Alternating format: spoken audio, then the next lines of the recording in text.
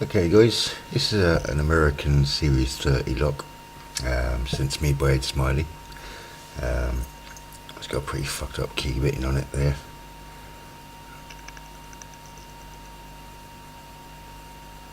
But managed to get it earlier.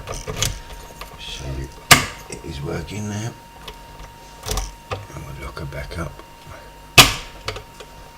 Now I'm doing this in a voice mainly because I'm a lefty and it's easier for me to pick. There we go. So I'll try and get this picked on cam now. So using a small hook from the clomb set there.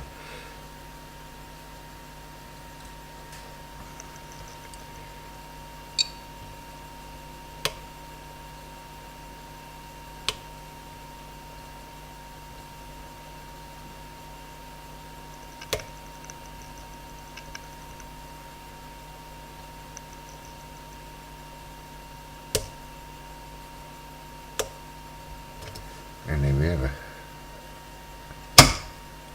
Bingo. One American Series 30 lock picked. Thanks for watching guys, and I'll see you next time. Cheers.